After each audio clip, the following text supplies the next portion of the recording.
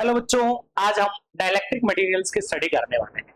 लेकिन डाइलेक्ट्रिक पर जाने से पहले मैं थोड़ा सा आपको बता दूं कि हमारे जो मटेरियल्स होते हैं उनको बेसिकली कंडक्टिविटी के बेस पर हम तीन कैटेगरी में कैटेगराइज करते हैं।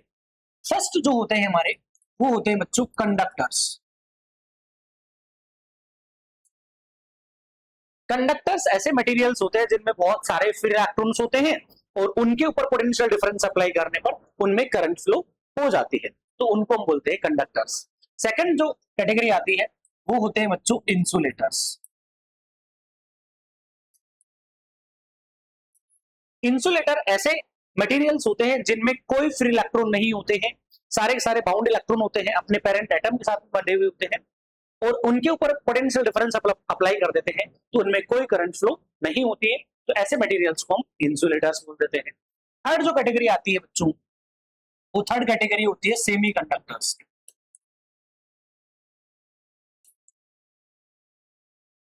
सेमी कंडक्टर्स ऐसे मटेरियल्स होते हैं जिनकी कंडक्टिविटी जो होती है वो हमारे कंडक्टर से तो कम होती है बट इंसुलेटर से ज्यादा होती है, तो ऐसे मटेरियल्स को हम बोलते हैं सेमी कंडक्टर्स। और इनकी जो डिटेल्ड स्टडी है वो हम लास्ट वाले चैप्टर में अलग से देखने वाले हैं। वो पूरे चैप्टर में हम सेमी कंडक्टर्स की स्टडी करेंगे।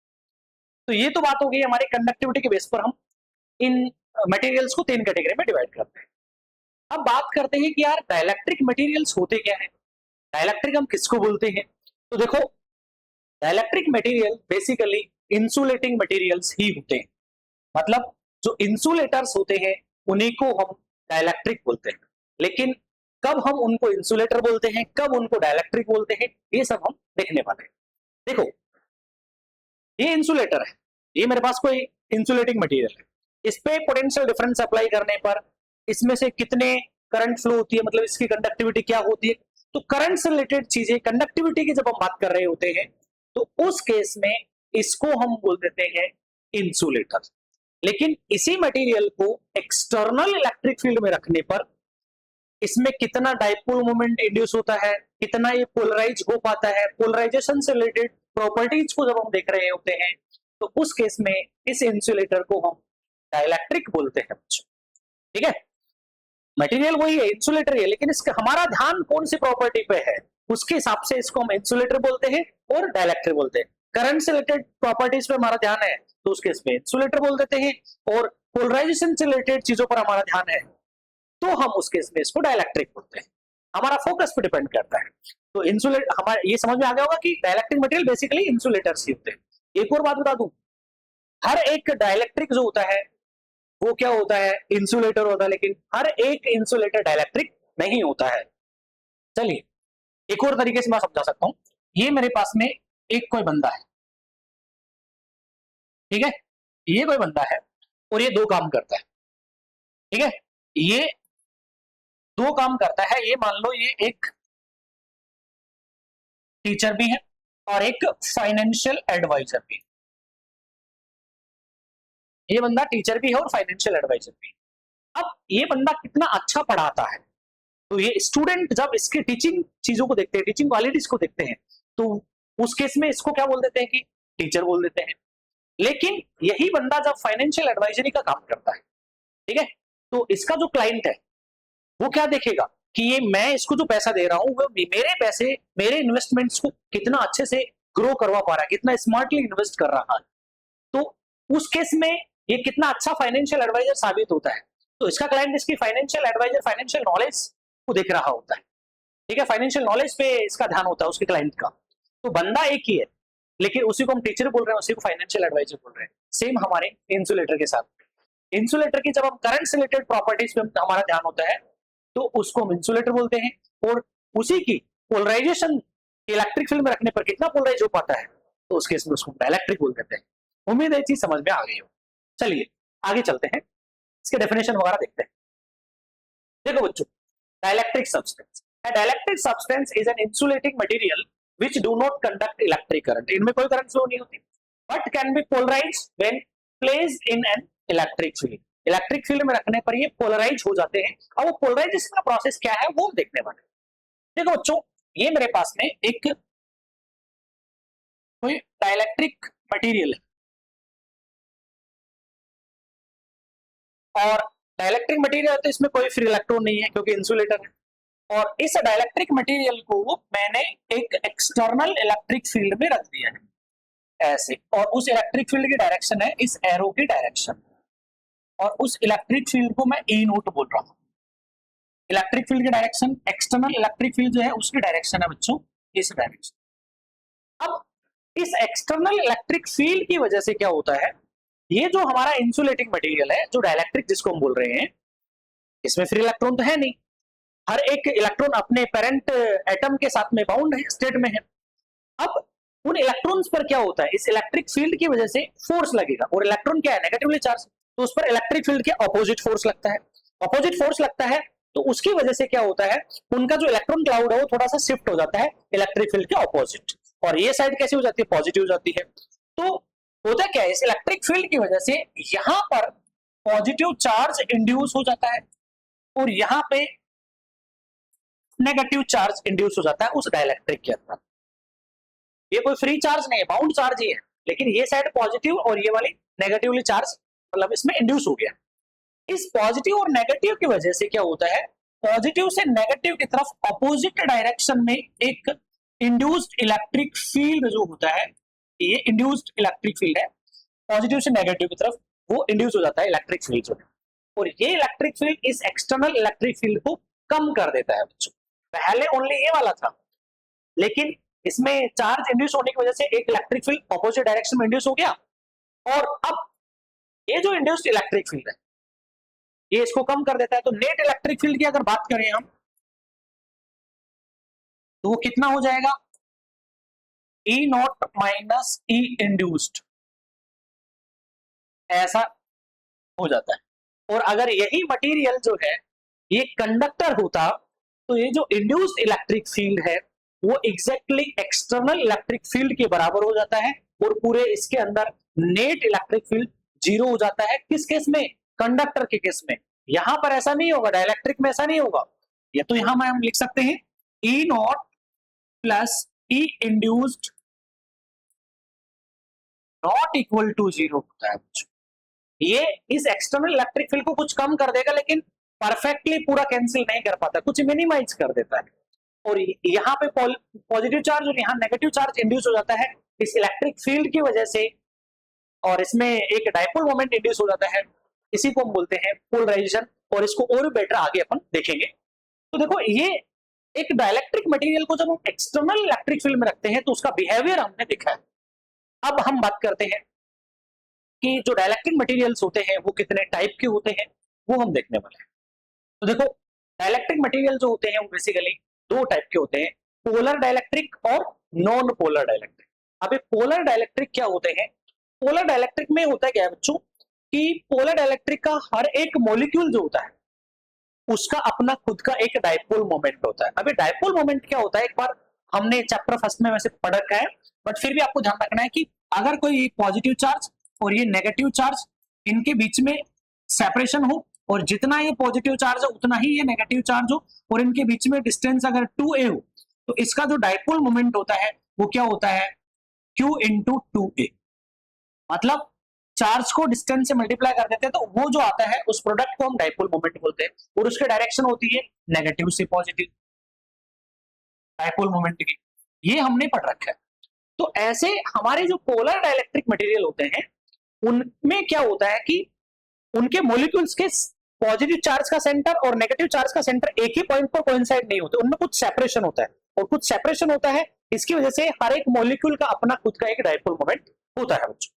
तो देखो, a polar dielectric is a dielectric substance whose molecules have a permanent electric dipole moment even in the absence of external electric field। external electric field नहीं है तो भी हर एक मॉलिक्यूल का अपना एक डाइपोल मोमेंट होता है, तो उसको हम बोलेंगे पोलर डाइलेक्ट्रिक मटेरियल। ठीक है, अब पोलर डाइलेक्ट्रिक मटेरियल जो होते हैं उनके एग्जांपल्स क्या क्या हैं वो हम देखते हैं। जैसे हम बात करते हैं NaCl, HCl, NH3, H2O, ये सारे जो होते हैं हमारे पोलर डाइलेक्ट्रिक मटेरियल्स। अब जैसे NaCl की बात करें हम, ये Na और ये Cl। बच्चों होता क्या है, कि ये जो सोडियम का एटम है और ये क्लोरीन का जो एटम है, इनमें क्या होता है कि यहां पर पार्शियली नेगेटिव चार्ज और यहां पर पार्शियली पॉजिटिव चार्ज इंड्यूस हो जाता है, और इनके जो पॉजिटिव और नेगेटिव चार्ज जो है उनके सेंटर्स के बीच में कुछ सेपरेशन होता है। ठीक है, सेपरेशन को मैं डी भी लिख सकता हूं।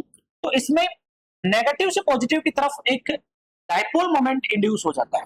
ऐसे ही बच्चों हमारे पास ये H2O है, तो H2O में देखो ये ऑक्सीजन का एटम है, ये हाइड्रोजन का एटम है और ये भी हाइड्रोजन का एटम।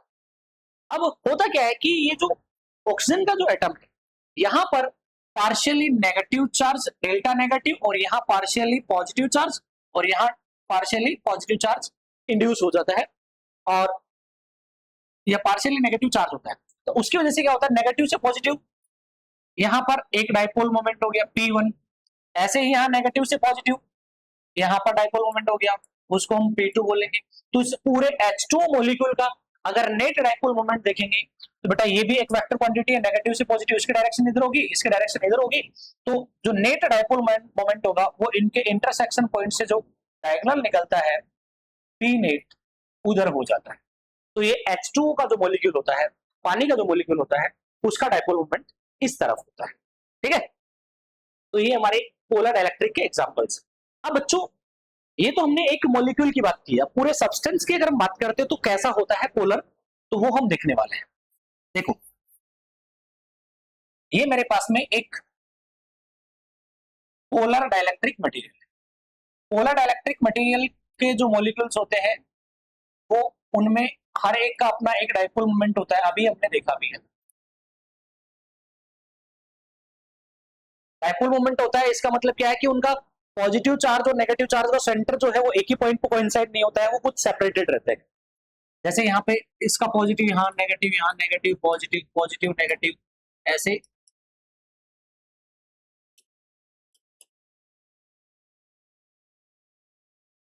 ये एक मैंने 9 मॉलिक्यूल्स दिखाए, ऐसे छोटे से पार्ट में बहुत सारे लाखों मॉलिक्यूल्स होते हैं, लेकिन मैंने 9 मॉलिक्यूल्स आपको दिखाए हैं यहाँ पे।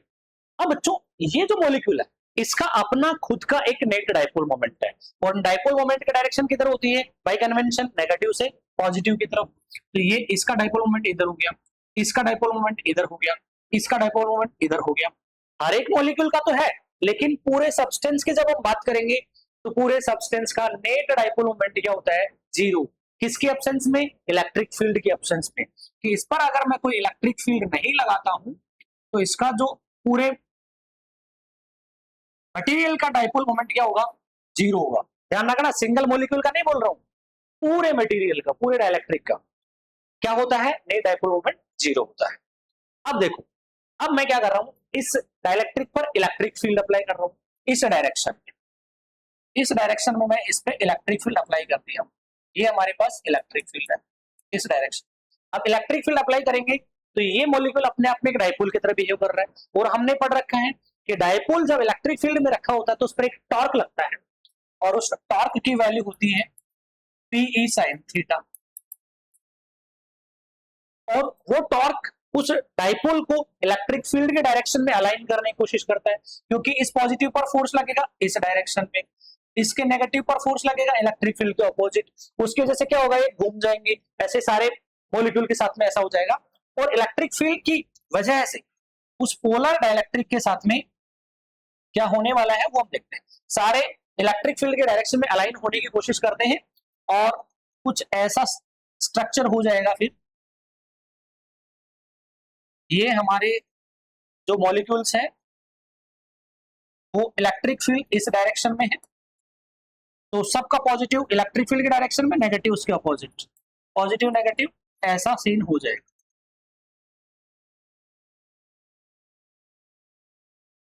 अब बच्चों देखो, हर एक मॉलिक्यूल का डाइपोल मोमेंट नेगेटिव से पॉजिटिव इस डायरेक्शन में, इसका भी इस डायरेक्शन में। तो सारे मॉलिक्यूल का जब डाइपोल मोमेंट ऐड हो जाएगा तो पूरे मटेरियल का जो पी नेट होगा अब जीरो नहीं होगा बच्चों। तो यहां पर P net not equal to zero होता है। ठीक है, तो अब हुआ क्या है, इस इलेक्ट्रिक फील्ड की वजह से इस पूरे मटेरियल के अंदर एक डाइपोल मोमेंट इंड्यूस हो गया, हम ऐसा बोल सकते हैं। और इलेक्ट्रिक फील्ड की वजह से डाइपोल मोमेंट इंड्यूस होने का जो प्रोसेस है उसी को हम बोलते हैं पोलराइजेशन ऑफ डाइलेक्ट्रिक्स मटेरियल, देखो आगे हमने डेफिनेशन में भी एक बात लिखी थी यहाँ पर, but can be polarised when placed in electric field. Electric material में करंट फ्लो नहीं होते लेकिन वो पोलराइज हो सकते हैं इलेक्ट्रिक फील्ड में रखने पर। तो वो चीज आपको यहाँ पर अच्छे से समझ में आ गई होगी कि पोलराइज कैसे हुआ है। ठीक है, पहले सीन ऐसे था, यहाँ पे डाइपोल मोमेंट पूरे मटेरियल का जीरो था और इलेक्ट्रिक फील्ड में रखने पर इसमें डाइपोल मोमेंट इंड्यूस हो गया है बच्चों। तो ये ऐसा होता है हमारे पोलर डाइलेक्ट्रिक मटेरियल्स के साथ। अब सेकंड जो कैटेगरी आती है वो है non polar dielectrics. Non polar dielectric क्या होते हैं? नॉन पोलर डाइलेक्ट्रिक ऐसे मटेरियल होते हैं जिनके मॉलिक्यूल्स में या जिनके एटम्स में जो सेंटर ऑफ पॉजिटिव चार्ज और सेंटर ऑफ नेगेटिव चार्ज जो है वो एक ही पॉइंट पर कोइंसाइड करते हैं, उनके बीच में सेपरेशन नहीं होता है। तो ऐसे नॉन पोलर डाइलेक्ट्रिक का ईच एंड एवरी मॉलिक्यूल का डाइपोल मोमेंट जीरो होता है। ठीक है, ईच एंड एवरी मॉलिक्यूल का। अब ईच एंड एवरी मॉलिक्यूल का डाइपोल मोमेंट ही अगर जीरो तो पूरे सब्सटेंस का भी जीरो होगा इलेक्ट्रिक फील्ड की एब्सेंस में। ठीक है, तो देखो a non-polar dielectric is a dielectric substance whose molecules have no permanent dielectric moment in the absence of external electric field। उसके मॉलिक्यूल का कोई डाइपोल मोमेंट नहीं होता है। और नॉन पोलर डाइलेक्ट्रिक के एग्जांपल क्या क्या है, जैसे हम बात करें H2, N2, O2, CO2, ये सारे क्या होते हैं हमारे नॉन पोलर डाइलेक्ट्रिक्स होते हैं। अब देखो इसको अपन समझते हैं कि ये centre of positive centre of negative charge क्या है, एक ही पॉइंट पर कैसे कोइंसाइड कर रहे हैं, उसको एक बात देखते हैं एटम की एरोस। जैसे बच्चों एटम जो होता है उसका न्यूक्लियस यहाँ पे है और ये इलेक्ट्रॉन्स ऐसे हैं। अब बच्चों यहाँ पर इन ऑर्बिट्स में इलेक्ट्रॉन्स होते हैं, वो किस ऑर्बिट में कितने इलेक्ट्रॉन होते हैं वो हमने केमिस्ट्री में पढ़ा हुआ है अच्छे से। ठीक है ना, अभी मैं रैंडमली बता रहा हूँ ऐसे ही। देखिए अब ये जो हमारे पास न्यूक्लियस है इसमें जो प्रोटॉन्स है उन सबका जो पॉजिटिव चार्ज है वो भी इसी पॉइंट पे सेंटर्ड है यहां पर ही। अब ये जो इलेक्ट्रॉन्स है ये बाहर इन इलेक्ट्रॉन क्लाउड जो है वो पूरा बाहर है लेकिन उनका जो सेंटर होता है वो सबका ही यहाँ पे होता है। ठीक है, तो पॉजिटिव और नेगेटिव दोनों का जो सेंटर है वो एक ही पॉइंट पे होता है यहीं पर, इनमें कोई सेपरेशन नहीं होता है। तो ऐसे मॉलिक्यूल्स को हम बोलते हैं जहां पर जिनका पॉजिटिव चार्ज और नेगेटिव चार्ज का सेंटर एक ही पॉइंट पे कोइंसाइड करता है, तो उनको हम बोलते हैं नॉन पोलर। ठीक है, अब बच्चों नॉन पोलर डाइलेक्ट्रिक्स पर हम जब इलेक्ट्रिक फील्ड अप्लाई करते हैं तो क्या होता है वो हम देखते हैं। देखो इसमें मैंने इस डायरेक्शन में क्या किया, इलेक्ट्रिक फील्ड अप्लाई कर दी, ये इलेक्ट्रिक फील्ड की डायरेक्शन। अब इलेक्ट्रिक फील्ड अप्लाई कर दिया तो हमें पता है इलेक्ट्रिक फील्ड की वजह से जो नेगेटिवली चार्ज इलेक्ट्रॉन क्लाउड है उस पर इलेक्ट्रिक फील्ड के अपोजिट फोर्स लगता है। तो ये जो इलेक्ट्रॉन्स है इन पर सब पर इधर फोर्स लगेगा और ये पॉजिटिवली चार्ज जो प्रोटॉन्स है न्यूक्लियस जो है उस पर इधर फोर्स लगता है। फोर्स लगने के पहले दोनों का सेंटर एक ही जगह पे था, अब इलेक्ट्रॉन्स जो है उन पर फोर्स लग रहा है फील्ड के अपोजिट और जो प्रोटॉन्स है पॉजिटिव चार्ज उन पर फोर्स लग रहा है इधर। तो अब दोनों का सेंटर एक ही जगह पे जो था पहले वो सेपरेट हो गया, उनमें कुछ सेपरेशन क्रिएट हो जाता है और ये पूरा जो पॉजिटिव चार्ज थे उनको मैं यहां दिखा दूं, नेगेटिवली चार्ज जो इलेक्ट्रॉन क्लाउड है उसका जो चार्ज सेंटर होगा पूरे क्लाउड का जो सेंटर ऑफ नेगेटिव चार्ज था वो शिफ्ट हो गया और इनमें कुछ सेपरेशन क्रिएट हो गया है डी डिस्टेंस का और ऐसा सीन हो गया है, मतलब इसमें एक डाइपोल मोमेंट इंड्यूस हो गया है। और डाइपोल मोमेंट अगर हम निकालें तो क्या होता है, जो भी इनका चार्ज है और जो इनके बीच की डिस्टेंस है, डिस्टेंस को हम डी भी ले सकते हैं 2a भी लिख सकते हैं, तो ये इसका डाइपोल मोमेंट इंड्यूस हो जाता है। अब इलेक्ट्रिक फील्ड की वजह से इनमें यहाँ पे क्या हुआ है, डिस्प्लेसमेंट हुआ है इनके पॉजिटिव नेगेटिव चार्जेस में और इसमें डाइपोल मोमेंट इंड्यूस हो गया है। इसी को हम क्या बोलेंगे, polarisation of non polar dielectric. ठीक है, तो हर एक मॉलिक्यूल का जीरो था लेकिन इलेक्ट्रिक फील्ड में रखने पर इलेक्ट्रिक फील्ड ने डाइपोल मोमेंट इंड्यूस कर दिया है। देखो इसको हम इस तरीके से देख सकते हैं, ये हमारे पास एक नॉन पोलर डाइलेक्ट्रिक मटेरियल है, इसका एवरी मॉलिक्यूल जो होता है उसका इलेक्ट्रिक फील्ड की एब्सेंस में जो डाइपोल मोमेंट था बच्चों वो क्या था, जीरो था, क्योंकि पॉजिटिव और नेगेटिव चार्ज का सेंटर जो था वो एक ही पॉइंट पर था, उसकी वजह से हर एक मॉलिक्यूल का भी जीरो और पूरे मटेरियल का भी डाइपोल मोमेंट क्या होता है, जीरो होता है। ये इलेक्ट्रिक फील्ड की एब्सेंस। अब जैसे ही बच्चों हम क्या करते हैं, इस पे इलेक्ट्रिक फील्ड अप्लाई करें, इलेक्ट्रिक फील्ड अप्लाई करेंगे तो क्या हो जाएगा, इस डायरेक्शन में हम इलेक्ट्रिक फील्ड अप्लाई करते हैं, इस मटेरियल इस डायरेक्शन में इलेक्ट्रिक फील्ड अप्लाई करेंगे तो देखो क्या होगा। जैसे इस मॉलिक्यूल की बात करते हैं, इलेक्ट्रिक फील्ड लगाया तो पॉजिटिव पर इलेक्ट्रिक फील्ड के डायरेक्शन में और नेगेटिव पर इधर फोर्स लगेगा। तो अब इनके जो सेंटर एक ही जगह पे हैं वो शिफ्ट हो जाएंगे, जैसा कि मैंने यहाँ पे बताया था। और कुछ ऐसा सीन हो जाएगा,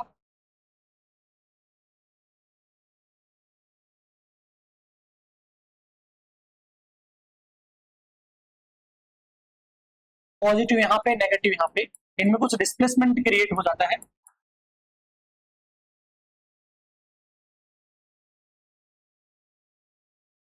अब इसके हर एक मॉलिक्यूल में क्या हो गया, डाइपोल मोमेंट इंड्यूस कर दिया है और उसके डायरेक्शन वही नेगेटिव से पॉजिटिव, नेगेटिव से पॉजिटिव। तो हर एक मॉलिक्यूल में भी डाइपोल मोमेंट इंड्यूस हो गया है और पूरे मटेरियल में भी हो गया। तो यहां पर इस केस में जो नेट डाइपोल मोमेंट है वो जीरो नहीं है बच्चों।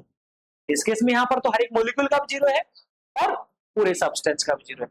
तो बेसिकली पोलर और नॉन पोलर में एक ही चीज आपको ध्यान रखनी है, पोलर डाइलेक्ट्रिक के हर एक मॉलिक्यूल का अपना डाइपोल मोमेंट होता है, बट नॉन पोलर का हर एक मॉलिक्यूल का डाइपोल मोमेंट जीरो होता है और पूरे मटेरियल का भी जीरो होता है।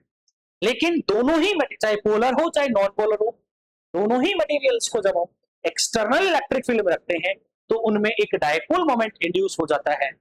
इस डाइपोल मोमेंट इंड्यूस होने के प्रोसेस को हम पोलराइजेशन बोलते हैं बच्चों, ठीक है। और डाइपोल मोमेंट कैसे निकालते हैं वो आपको पता है। अब इसके बाद में हम देखते हैं बच्चों पोलराइजेशन वेक्टर, ठीक है। उससे पहले हम एक और देख लेते हैं पोलराइजेशन ऑफ डाइलेक्ट्रिक सब्सटेंस। ये मैं आपको बता चुका हूं कि इलेक्ट्रिक फील्ड में रखने पर डाइपोल जो हमारे डाइलेक्ट्रिक सब्सटेंस उसमें कितना डाइपोल मोमेंट इंड्यूस हो रहा है, ठीक है। तो देखो एक बार, induction of electric dipole moment in a dielectric substance in the presence of external electric field is called polarisation of dielectric. भाई यहाँ पे एक्सटर्नल इलेक्ट्रिक फील्ड की प्रेजेंस की वजह से इसमें जो डाइपोल मोमेंट इंड्यूस हुआ है उस प्रोसेस को हम क्या बोल रहे हैं, पोलराइजेशन बोल रहे हैं।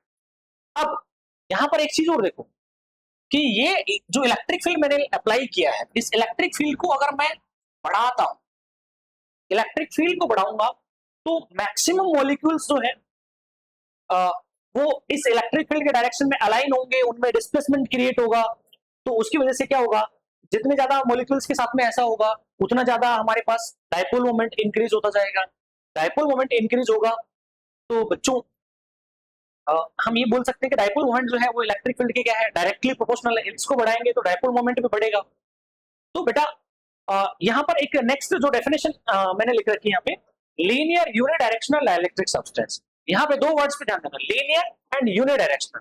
लीनियर का मतलब है कि ऐसे डाइलेक्ट्रिक सब्सटेंस जिनमें इंड्यूस्ड डाइपोल मोमेंट जो होता है वो इलेक्ट्रिक फील्ड के डायरेक्टली प्रोपोर्शनल होता है। इलेक्ट्रिक फील्ड को बढ़ाने पर डाइपोल मोमेंट भी बढ़ता जाता है। और यूनिडायरेक्शनल का मतलब है कि जिस डायरेक्शन में इलेक्ट्रिक फील्ड होता है उसी डायरेक्शन में डाइपोल मोमेंट भी इंड्यूस होता है। देखो इलेक्ट्रिक फील्ड की डायरेक्शन थी ये वाली, तो डाइपोल मोमेंट के डायरेक्शन में देखो इसी डायरेक्शन में माइनस से प्लस। तो लीनियर यूनिडायरेक्शनल, लीनियर का मतलब इसको बढ़ाओगे तो पी बढ़ेगा और उसी डायरेक्शन बढ़ेगा इलेक्ट्रिक फील्ड के डायरेक्शन में। तो ऐसे मटेरियल्स को हम बोलते हैं लीनियर यूनिडायरेक्शनल डाइलेक्ट्रिक सब्सटेंस। देखिए both substance in which induced dipole moment is directly proportional to the external electric field and along it is called linear unidirectional dielectric substance। इसके बाद में हम देखते हैं पोलराइजेशन वेक्टर। पोलराइजेशन वेक्टर क्या होता है इसको देखते हैं। देखो बेटा मेरे पास में ये एक डाइलेक्ट्रिक मटेरियल है, चाहे पोलर हो चाहे नॉन पोलर हो। जब हम इलेक्ट्रिक फील्ड हमने अप्लाई किया है दोनों ही केस में, तो इलेक्ट्रिक फील्ड अप्लाई करने पर दोनों में ही क्या हो गया, डाइपोल मोमेंट जीरो नहीं था। पूरे मटेरियल का बात करते दोनों ही मटेरियल्स में डाइपोल मोमेंट इंड्यूस हो जाता है, ये प्लस माइनस ऐसा सीन था दोनों ही केस। अब बच्चों इस इलेक्ट्रिक फील्ड की वजह से चाहे पोलर था चाहे नॉन पोलर था उसमें डाइपोल मोमेंट इंड्यूस हो गया था। हर एक का डाइपोल मोमेंट इस डायरेक्शन में माइनस से प्लस पी जो है, ठीक है बच्चों। अब देखो इस इलेक्ट्रिक फील्ड की वजह से इसके यूनिट वॉल्यूम के अंदर, एक छोटे से पार्ट के अंदर यूनिट वॉल्यूम, उस सब्सटेंस के यूनिट वॉल्यूम में कितना डाइपोल मोमेंट इंड्यूस हो रहा है, उसी को हम बोलते हैं पोलराइजेशन वेक्टर। और पोलराइजेशन वेक्टर को कैपिटल पी से डिनोट करते हैं, डाइपोल मोमेंट को स्मॉल पी से हम करेंगे। तो यहाँ पोलराइजेशन वेक्टर जो होगा वो होगा हमारा dipole moment, total dipole moment अपन बोल सकते हैं, या पी नेट लिखते हैं, net dipole moment per unit volume, उसी को हम बोलेंगे पोलराइजेशन वेक्टर। देखो बेटा, due to the effect of external electric field, the dipole moment induced in unit volume of the substance is called polarisation vector of the substance. Unit volume के अंदर कितना dipole moment induce हो पाता है electric field की वजह से, उसको हम बोलते हैं पोलराइजेशन वेक्टर। अब बच्चों देखो, हमने अभी अभी देखा था कि इलेक्ट्रिक फील्ड को इंक्रीज करने पर डाइपोल मोमेंट भी इंक्रीज होता है। यहां पर बताया था मैं आपको, इलेक्ट्रिक फील्ड को इंक्रीज करेंगे तो जो P है वो भी क्या होगा, इंक्रीज होता जाता है। और P अगर इंक्रीज होगा तो उसकी वजह से पोलराइजेशन वेक्टर भी इंक्रीज होगा। तो यहां पर हम बोल सकते हैं कि polarisation vector is directly proportional to external electric field. External electric field जो भी हम अप्लाई करते हैं उसके डायरेक्टली प्रोपोर्शनल होता है।